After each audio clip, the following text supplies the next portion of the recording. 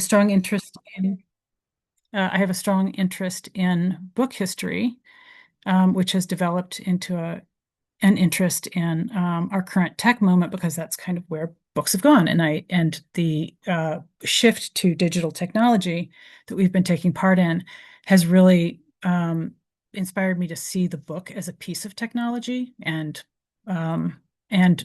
it reorients my thinking a little bit. So I've kind of read everything that I can about digital tech, about the history of computers, and about AI, what it is. I'm not a tech person. I don't do coding, so it's especially mysterious, or has been especially mysterious to me. And how we are introducing it to our public is especially interesting to me. Been to tons of workshops, and everything treats AI as absolutely inevitable. It's here, get used to it, and is generally gives it a very positive spin. There's no doubt. I've been to tons of really fun workshops on things that you can do with ChatGPT or NotebookLM, and those things are very enjoyable. But I've been a little bit concerned about how light our workshops tend to be on potential harms, and felt like, well, I want to try and put something together that really does look at harms and looks at our institution and what our institution does, and so how we address that, so that because we don't want to be taking part in a marketing as marketing assistants for tech tools. And sometimes, because we have been doing so much tech assistance in the past couple of decades, sometimes it does feel like we can be a little bit like of an IT department of some of these new digital tools that we're using, because we are kind of a mediator. And let's see if I can go to our presentation mode.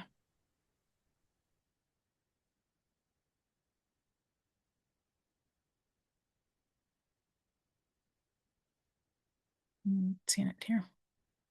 If you go to slideshow and then let's see, Where's my slideshow? I'm sorry. that A little more tab, accustomed to Google no Slides. worries. If you see above the font panel slideshow, There it's we right go. above. Yeah.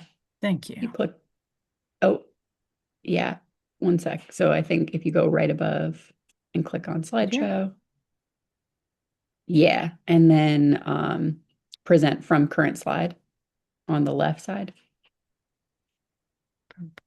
Thank you. You got it. Yeah. Thanks so much. All right, can I go back one?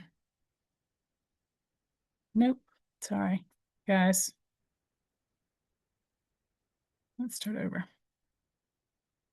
Okay, so the library has always supported intellectual inquiry, personal development, and democratic engagement, and whatever our mission statements, our individual libraries' mission statements. This is the heart of it. We want to help our patrons flourish. Our institution has changed with the times and our unique communities, hoping to serve this end.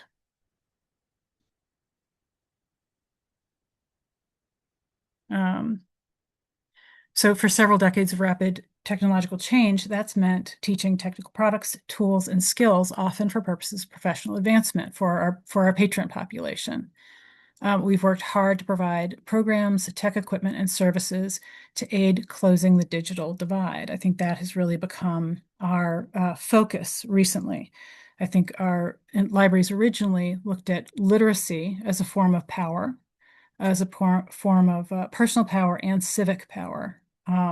And we now are starting to look at technology, at tech skills in the same way.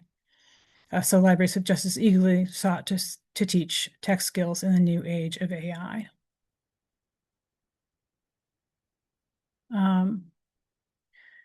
Libraries are an outgrowth of the First Amendment, the belief in free speech and free inquiry, faith in literacy as civic and personal power. Of course, this comes from, medieval Europe, where people couldn't read their own Bibles, that people couldn't determine their own lives.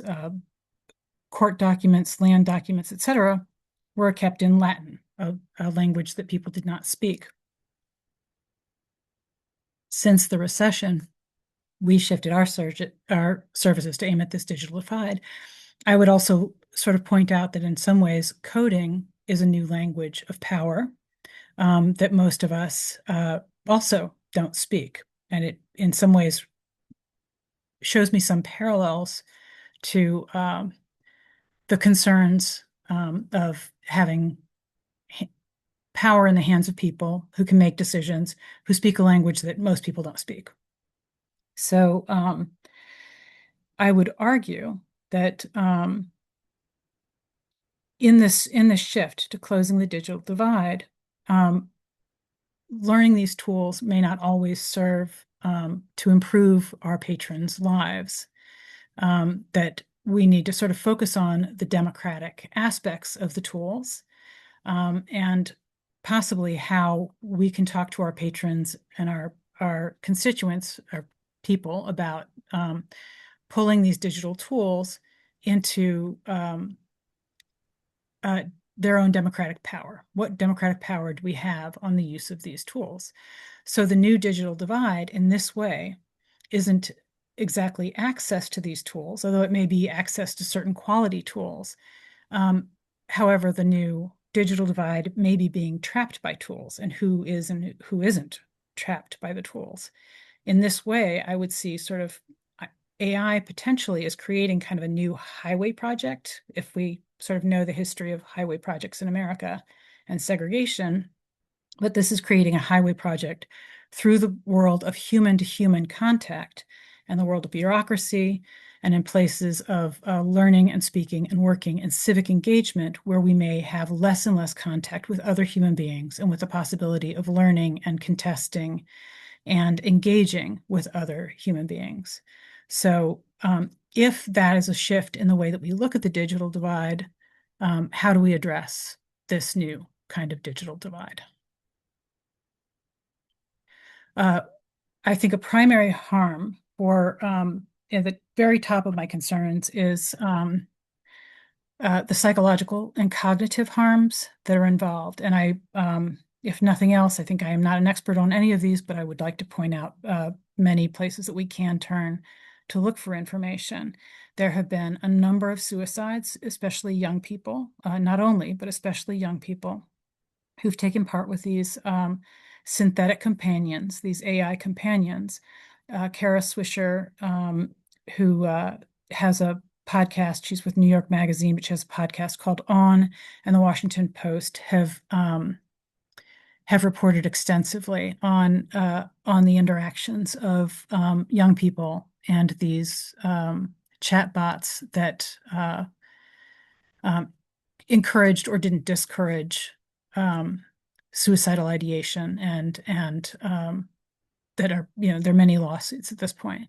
There is a condition called AI psychosis because these tools are so realistically human that many people get trapped, and they're also very sycophantic, that people get trapped into this feeling of being in a relationship with an AI tool. And these tools are designed very specifically to be quite addictive, to be quite sycophantic. And there's a psychologist, researcher who calls what these tools can do attachment hacking.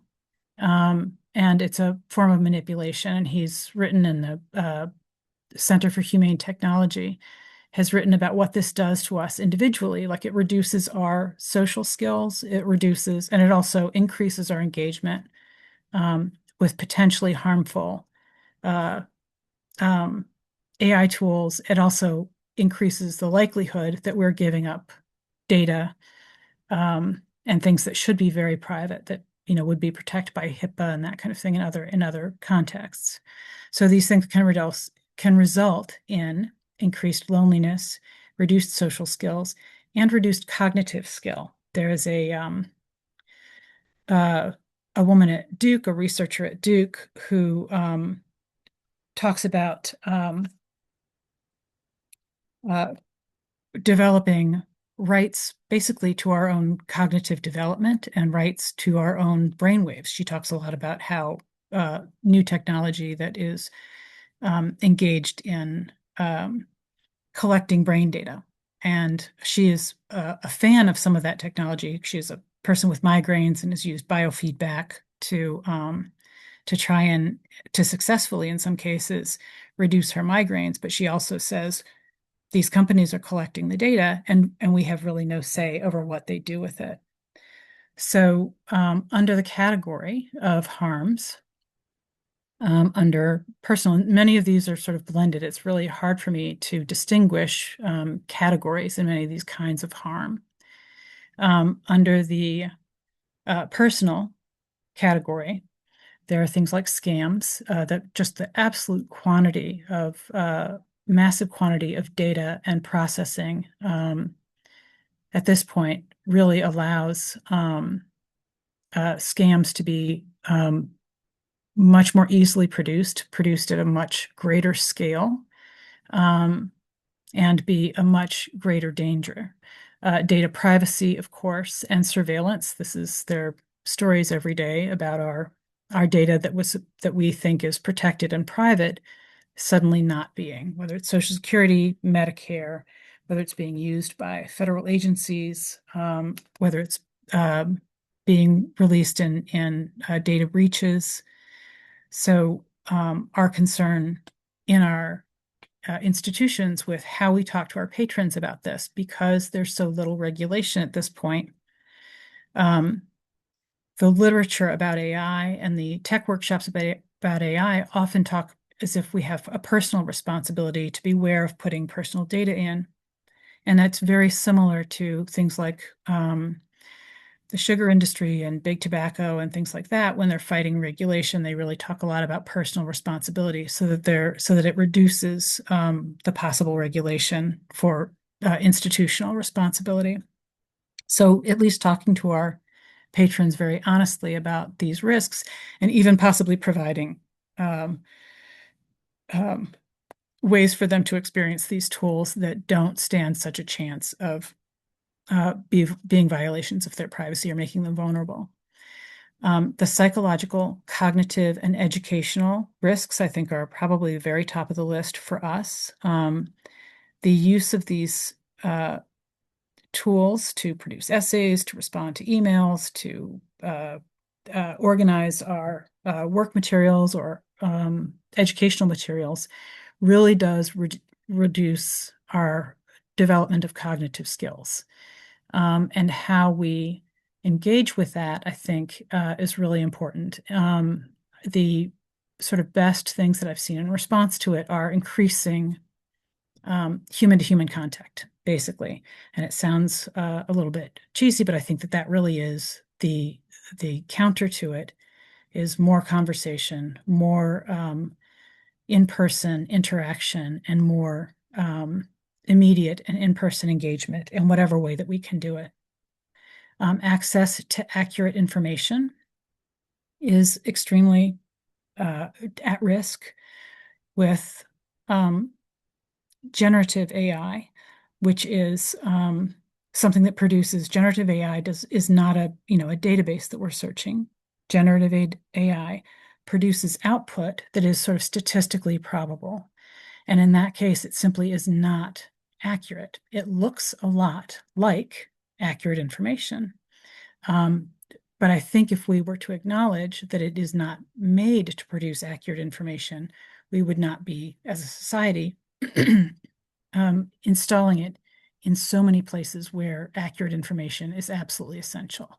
I think that's a really important thing for us to um, understand. And then, of course, again, in as a personal and as a societal harm, that the really massive upscaling of the use of AI tools, whether it's customer service, whether it's producing media, all of those things really reduces human to human interaction, and that throughout the entirety of our digital kind of revolution, that's always been an issue, but it's a much more extreme issue now.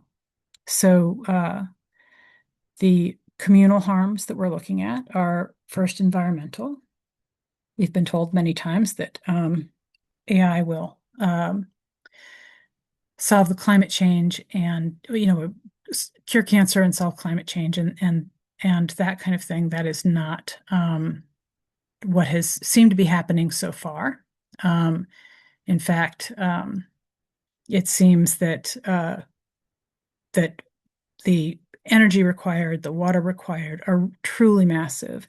And it's something that has happened in response to that is that again, sort of like big tobacco, that these industries, the monopoly industries, have become very secretive about trying to limit access to the information about energy use.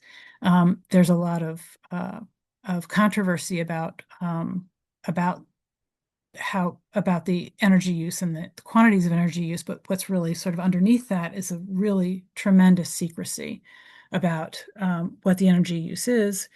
I've included a couple of pieces in the bibliography that are really great pieces of reporting. Very interesting. Karen Howe, her book on OpenAI called Empire of AI, goes into it also. But the question of local governments having non-disclosure agreements with industries and that kind of thing, I think is definitely something to bring into public conversation.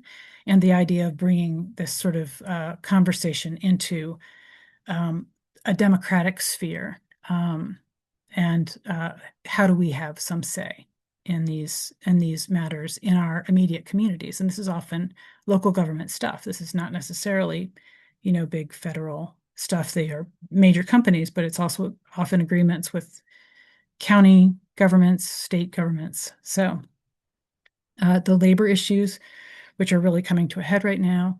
Much of AI that we think of as automated is actually sifted through by gig workers. And while the AI is having a huge impact on the workforce, even the tech workforce having massive layoffs, there's an expansion of gig work. And that expansion seems to be sort of in relation to the number of layoffs that AI is requiring. Also, in this, looking at this in terms of what AI does technically, I think is not as big a question as who uses it and what it's used for. And if it's used by sort of the wealthiest and the most powerful, it generally is probably going to be used to their interests and not to public interest. So, and then communal, also democratic sphere and political manipulation and institutions. The use of AI often, because it can produce synthetic media, because it can produce synthetic media at scale, winds up degrading trust in the public sphere. And I am very interested in what the public sphere is. There's a philosopher, Habermas, who um, coined the term, and he wrote about it in a very Prince-centric manner about what the public sphere has been in the past. And I think it's a really big interest of mine, like what it is now. And I think libraries are still a location and a symbol of the public sphere where we have conversations together about what happens to us and how we make decisions together. Um, and so something to kind of remember about AI to start is that there is no definition of it. The artificial intelligence was originally a marketing term, and it's always been used in sort of for venture capital funding. It's very exciting, and the definition can shift as we sort of put other things in the bag that's called AI. So it covers a range of mechanical processes, a range of algorithmic processes.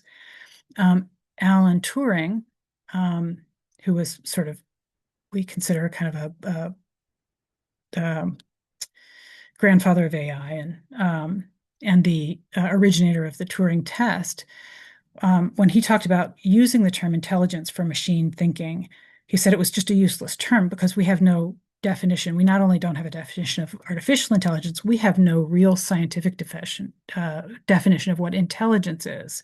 So Turing said this is a useless term. You can't measure it. There's no definition.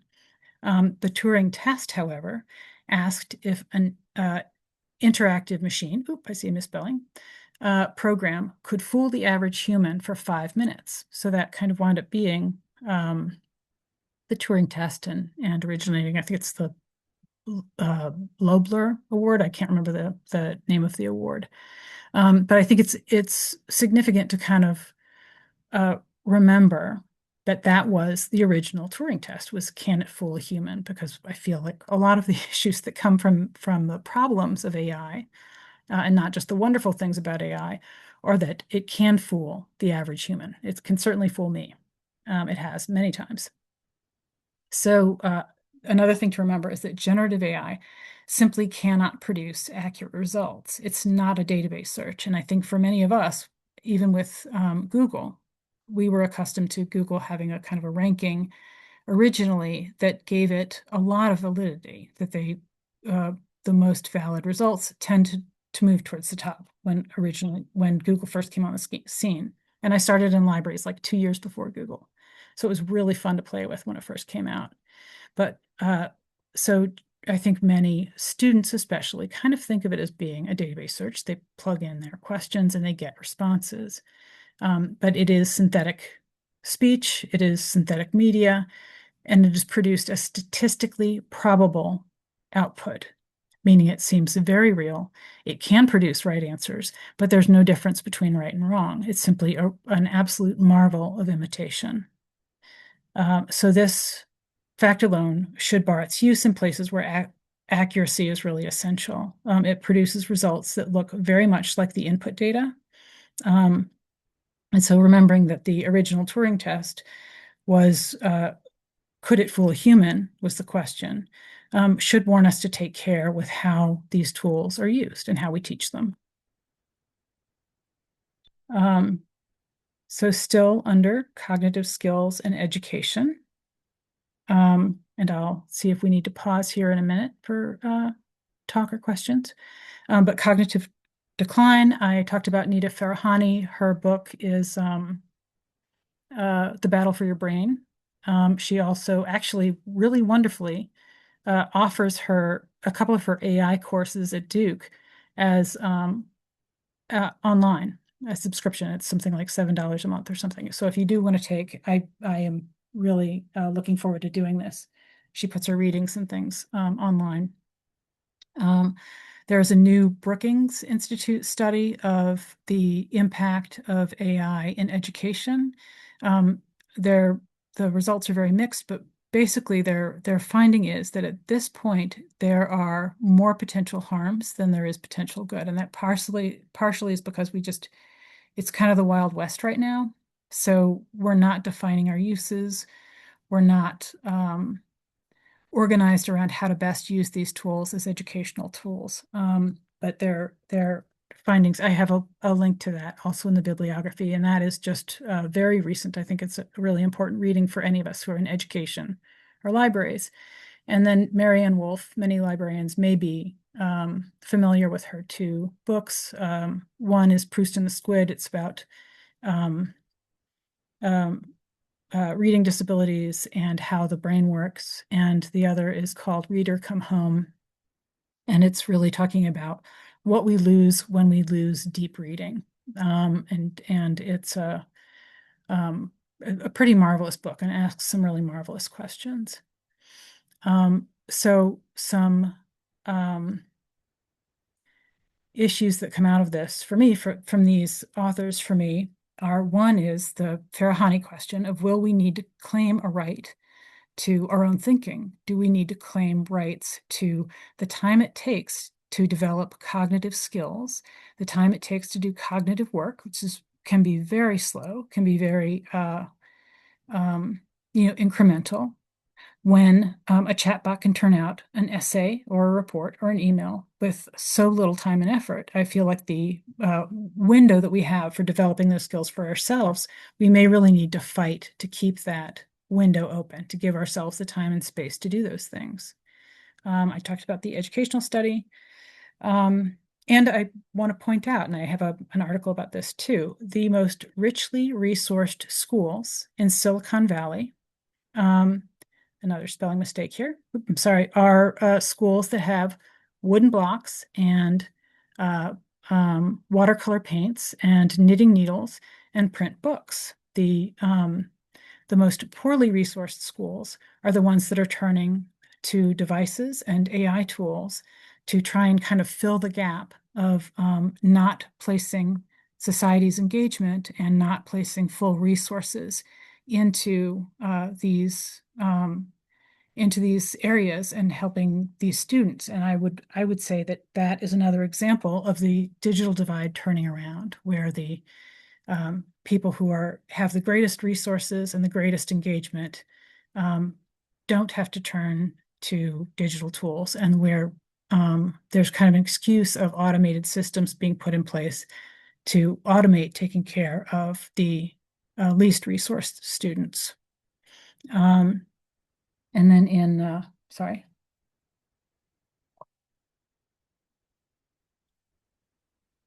And under labor, again, writers who talk about this extensively, Karen Howe, Emily Bender, also Alex Hanna, who works with Emily Bender, and James Muldoon, who's a British researcher, all have books and work that talk about the displacement of labor and what it does.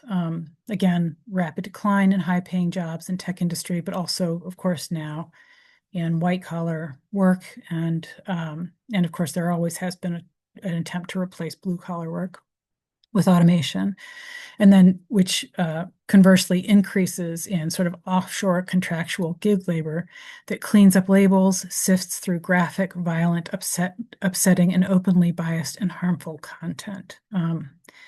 It is, I can't even imagine what some of these gig workers go through when I realize how distraught I am after a day of, say, scrolling on the media feeds that are considered acceptable. This is the more vanilla stuff that I wind up seeing online that upsets me so much. I can't imagine what these gig workers are sorting through and labeling. And at this point, we have this rapid expansion and rapid advancement of possibilities for AI companions and AI agents, and what they can do for us. And this is all supposed to be automated, but there are a number of investigative reports that have found that what they're doing is often edited and monitored by real human labor, which raises questions not just about the privacy of the users who believe they're interacting in private, but the solitary gig workers, and the degradation of the labor market that's happening at the same time, kind of behind the scenes. Information access. And this is, of course, probably our primary concern. So synthetic media and text cannot be differentiated at this point from real human speech and even documentary evidence. We keep giving tools, and there are many actually pretty good workshops on trying to judge and grade and differentiate the results that we get from AI tools. But they are getting so good that it really becomes just about impossible to tell. And we would hope that our cognitive skills, our cognitive work doesn't turn to kind of trying to curate this fake content and tell whether it's worthwhile, as opposed to really having access to real content that we can depend on, that we can trust. So the synthetic output is filling our communications media rapidly, making it impossible to tell what's real and what isn't. This destroys public access to valid information, and it destroys trust in our public forums, which is a really tremendous toll to pay. Generative tools like ChatGPT, I put in generative pre-transformer here because I can never remember what it actually is. They don't provide information, but these tools are used as if they do provide information. Synthetic text and media resembles the training data in unique new combinations determined by myriad patterns that we don't see. The fact that these patterns, that the rules governing this generated data are kind of black box algorithms, I think takes it away from the possibility of democratic oversight, and we kind of need to address how that works. So one of the ways that it can be a black box algorithm is just that we don't see it, but the administrators of the platforms or whatever the tool is are deliberate in prioritizing or suppressing some terms, some combinations of terms, some kinds of content. And it may be because it's, violent or graphic or disturbing, but it may also have literally to do with political or economic ideas that are editorial decisions. And then the second way that the black box is, something we don't know what it is because the data training patterns in machine learning are unknown to the programmers because it's kind of how the machine learning happens. We put in huge, huge amounts of data, and you kind of give the algorithm instructions to recognize patterns. So it's taking all kinds of information from the data and creating the patterns that wind up producing new synthetic data. But even the programmers don't actually know what the patterns in the data are. And that makes it unknowable. And that is, I think, by its nature, kind of undemocratic. Let's see. So again, just to point out that what is being called hallucinations, they're not hallucinations. They're not failed output. They're literally the same as all the other outputs. It's statistically probable. It's a statistically probable combination of data bits that have existed in its training. There is not a difference between a right and a wrong answer for generative AI output. They're produced in the same way. There is conversation that I haven't followed closely about also the degeneration of materials that are available because they're all kind of going into the training. And as more and more, say, hallucinations wind up in our public forums, it's also feeding the new training data to make what comes next less reliable. So our research is already finding false citations produced by AI tools that are sort of entering into research that's accepted in peer-reviewed journals, not always caught. There's a huge number of false citations now being included in legal cases, and that literally becomes part of our jurisprudence. I mean, that's one of our branches of government is the law, and the idea that that synthetic manufactured cases and their results are having an effect on real people's lives because of this. So newspapers, of course, we know are facing cutoffs in staff. They're closing newsrooms, and so they turn more and more often to using these tools. Is one problem. So we've had headlines where newspapers have been found to produce entire articles by incorrect articles by AI tools. But then there's also the problem of how easy it is for these newspapers and journals to now be mimicked to produce synthetic, false, even deliberately misleading production that we can't tell. A bit about Google, which is, like I said, I started in the library a couple of years before Google. Was, when it started, it had a kind of a ranking that encouraged valid information to move to the top. That literally altered what libraries do and how we look for information as people started to go towards Google. Google now offers very confident and true sounding answers and overviews that are no longer reliable. And that is really, there are things we can try and do about that, but it is a tremendous shift in our information landscape and our information ecosystem that we and our public are exposed to.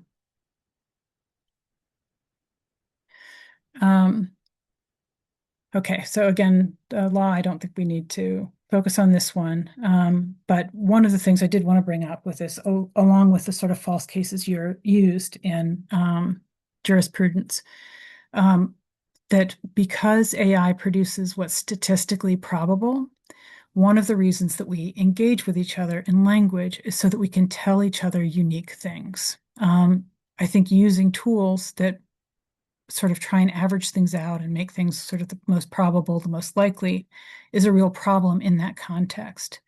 So when we make arguments that are supposed to change our world, what we want to be doing is we want to be combative. We want to be making unique arguments. We want to be expressing unique points of view so that we can understand and shift the way that we operate together. AI uh, resulting in shortcuts in thinking, avoidance of engaging, and in this sort of statistically probable output really degrades the way that we use the law and the way that we use our engagement with each other to be our unique selves, to redress wrongs, to rethink ethical and justice matters, especially in moments of great change, where there is a huge change in how we see the world. And the fact that algorithms are invisible and therefore incapable of fitting our definition of justice, which is to be, clear and debatable, basically. So again, the talking about the public sphere, the traditional public sphere, and the history of the U.S. was very print-centric. Debate happened in newspapers. Opinion pieces and things like that. The mail was a huge part of establishing the shape of the United States. Um, in the presentation I did on the public sphere, when I talked about newspapers, I talked about in the early United States, people who were enslaved, it was literally illegal for them to learn to read or be taught to read. And this was clearly how a group of people was kept deliberately and violently out of the public sphere. Um, so looking at how people are included and excluded from communication in our history and in our present, I think is really urgent for us to do. The new public sphere has, a monopoly media landscape where synthetic speech can be produced at scale, where there are already estimates that 40 to 80% of content on many platforms is paid speech like advertising, or can be manipulation or bots. So thinking about what the public sphere is now, how we are emblematic of it and how we hold it, and who gets to speak and how we get to speak our unique pieces, I think is an urgent matter. Again, like I said, a concern that generative AI text produces synthetic media, and that we begin to lose access, especially as this starts to come into libraries and forums that we trust. We start to lose access to what's true and what's false, what sources can be trusted or what to be wary of, and it undermines our society's possibilities of engaging and learning and discussing our most important matters.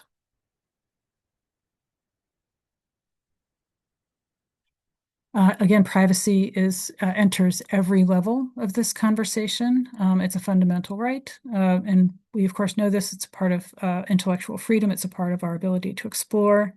It's a fundamental aspect of having agency over our own lives.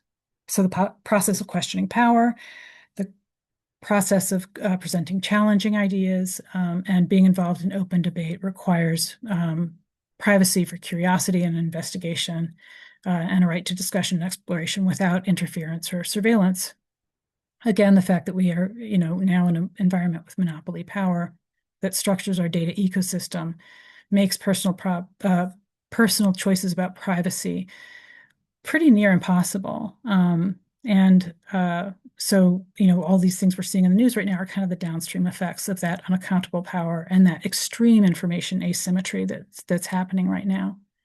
Another reason that our libraries, as being actual locations where people meet each other and have conversations, I think is makes us really essential. Again, I think we probably don't need to center on this, but too, personal data is now the trade, or what we all trade for free products. So that digital divide can be described as an extreme information asymmetry, where we don't have access to data that's being collected about us. I mean, we don't feel it when our data is taken. We don't see it missing from our wallets, but it is an essential aspect of public life at this point.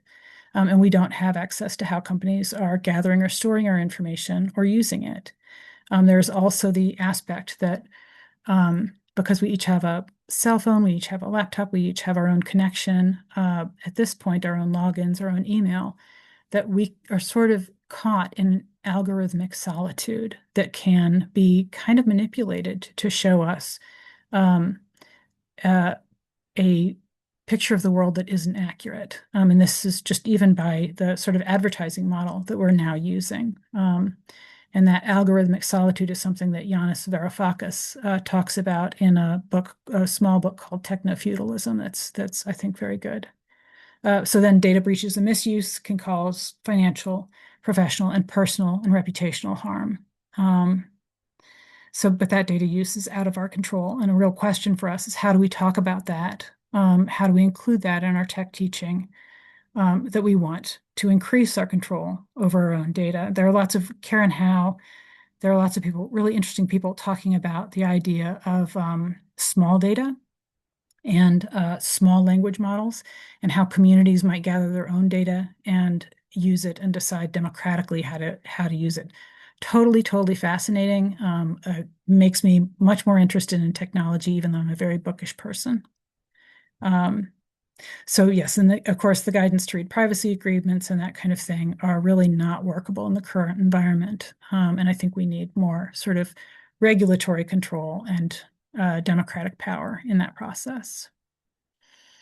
Um, okay, so the really big aspect, and there's a absolutely beautiful piece by a couple of lawyers, surprisingly, on how AI harms institutions.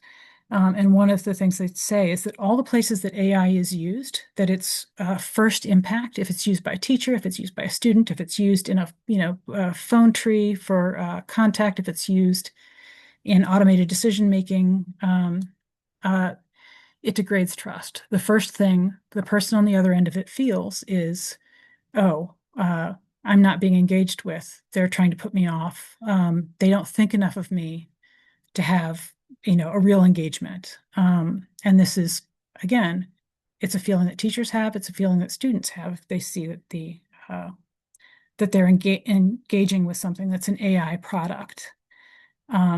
So immediate use of AI tools in spaces that have traditionally depended upon transmission of knowledge and discussion of ideas between people deeply degrades trust. The sale of tools to replace human contact with AI companions makes them also able to surveil and degrade interpersonal skills, and they're designed specifically for psychological attachment, what that Zach Stein scholar calls attachment hacking. Again, public service and automated decision making. Virginia Eubanks is not talking specifically about AI. She's talking about automated decisions in all kinds of digital environments, used by the courts, used by social services, all kinds of things. But she has a book called Automating Inequality that I think is really, truly essential reading. And I sort of gather from her work, and also from an Italian philosopher named Luciano Floridi, who talks about, he's an information philosopher. But we automate things that are unpleasant to us. Automation has been used in the setting of bombing targets and the turning down of insurance claims. No single person wants to take moral responsibility for those things. It's very unpleasant, but it also unpleasant things like turning down a social service claim in DHS or something else. It creates a buffer between individuals who are the subjects to the automatic decisions and the people and systems that have the power to make determinations and have the power to make change. This is true before AI, and it's really increasing with the use of AI. And again, going back to systems of trust, which democracy is a system of trust. The immediate harm from AI tools is to produce communications of decisions. In producing communications of decisions is a dramatic loss in trust. It undermines the institutions where it happens. It can impact the trustworthiness of communications in our whole society. So, and then the large scale surveillance and manipulation of data and public conversation and politics is also a greater risk with large scale data processing that AI tools have established, but are not being regulated in a democratic way. So the libraries rule. We have aimed at closing the digital divide. We have really aimed at kind of keeping up. We ourselves have kind of scrambled to keep up. We've been very bookish and we sort of don't want to be seen as old and out of date. Um, but just remembering that our mission is civic.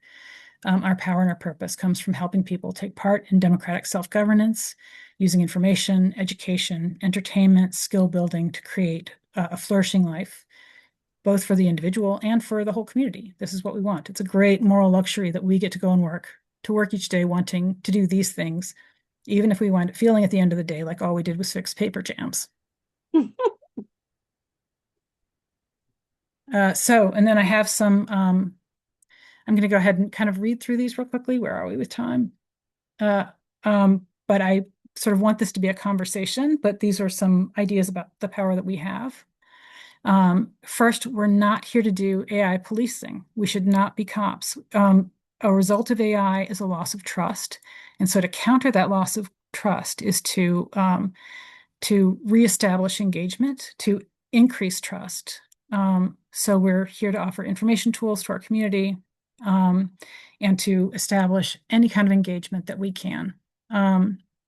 So the new digital divide may actually be access to people and connection and personal agency and privacy, and not to the AI tools themselves, or at least, the higher quality AI tools may protect some privacy. So we can address programs and services towards this digital divide. I like to think of it as downskilling. We can help our people downskill, learn to meet your neighbors, etc. I did a program on how to meet your neighbors. It was really fun. And then I think a really urgent and immediate thing we can do is to not use anthropomorphic language for AI. So terms like intelligence, hallucination, thinking, companions, feeling, all of that, these are marketing terms and they're intended to confuse mechanical products with conscious beings. So providing programs for kids, parents, and adults and users on potential psychological and cognitive harms so that they're looking for it, so that they're aware that this can come up. All of us are subject to this. It really is attachment hacking. We really all can fall for it at some point. Bring in experts. And again, this is not policing, this is increasing understanding. Doing programs on privacy. These seem very boring, and it's very hard to make them interesting in getting people to come in. But figuring out ways to make these programs fun, figuring out ways to make it visible, what is invisible. This guy Solov that I think I have on Tech and Privacy talks about this some, but any way we can think of to make privacy something visible and material and matter to our public.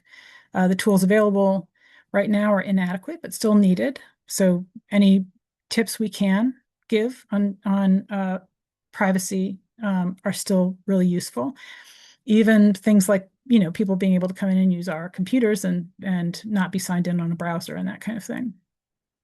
And then talking about which experts and which people in our communities are actually responsible for regulation and how can we address them. Examining our own vendors for privacy concerns and adequate AI policies. NC Live already has a task force, which is a great start. NC Live has lots of recorded videos on AI. Community conversations on regulation with experts and with representatives. In-house as well as public conversations around our own use and policy about AI tools and AI-generated materials.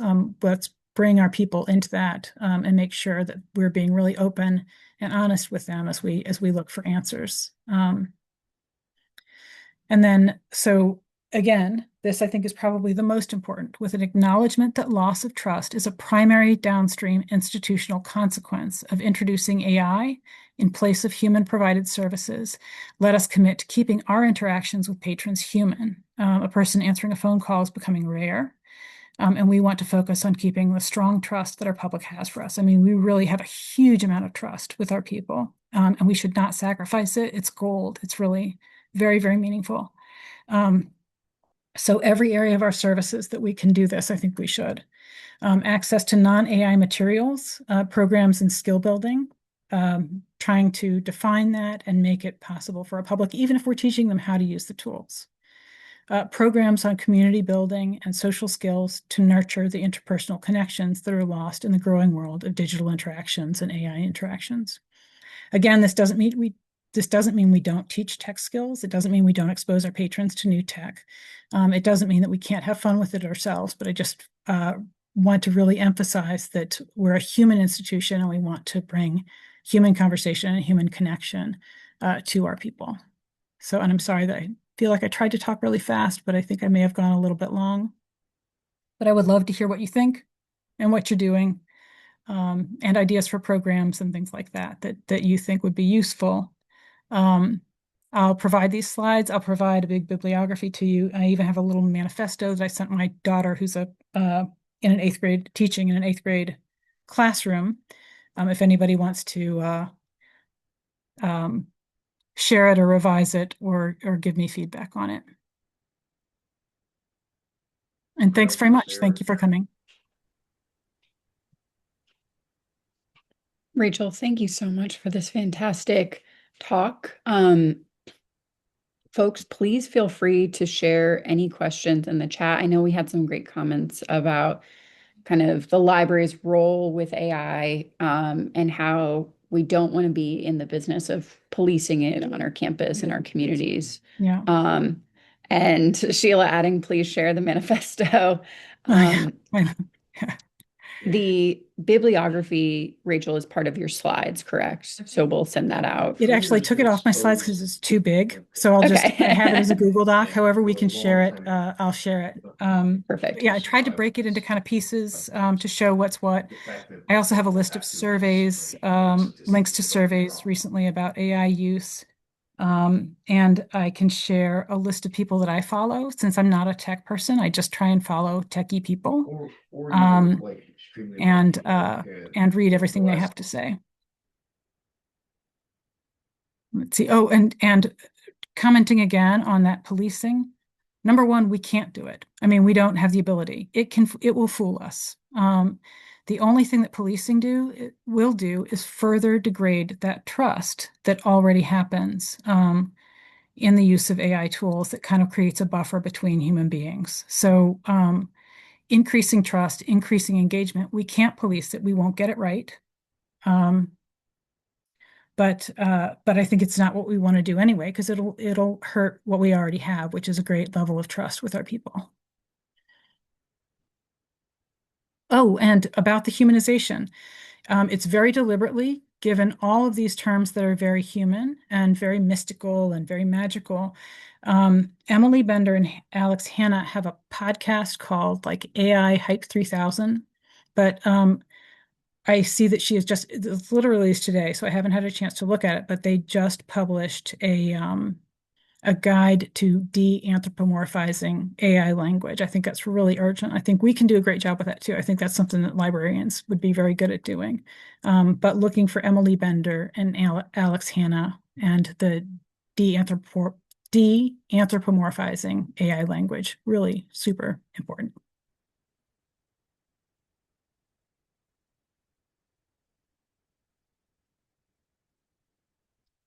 Okay, any questions? If anybody wants to come off mute or anything? And yeah, and I will share the slides, which I think are still pretty rough. I'd love any feedback, and I will share the bibliography, and I'll share my little manifesto too. And I really appreciate everybody being here. Thank you so much.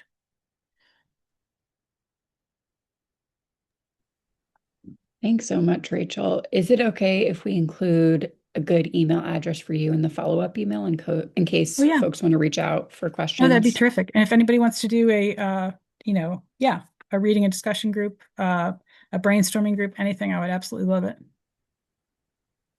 And I can tell you my email, but we'll include it also. It's rkubie at cmlibrary.org. Perfect. Folks, I'm glad that you enjoyed this fantastic talk that Rachel put together. Keep an eye out for an email from me tomorrow, and please let me know in that survey any future topics that you'd like to see the training program cover. I was really excited when Rachel reached out with her interest in AI in the fall, and was glad we were able to offer this and share it with so many of our North Carolina libraries, as well as folks from out of state. I hope you all are doing well in this dead of winter. And I hope this kind of lifted your spirits or kind of provided you with some good food for thought this afternoon. Yeah, All stay right. warm, everybody. Stay warm. Um, yep. Keep an eye We're out for still that digging out in email. Charlotte. I just took so many notes of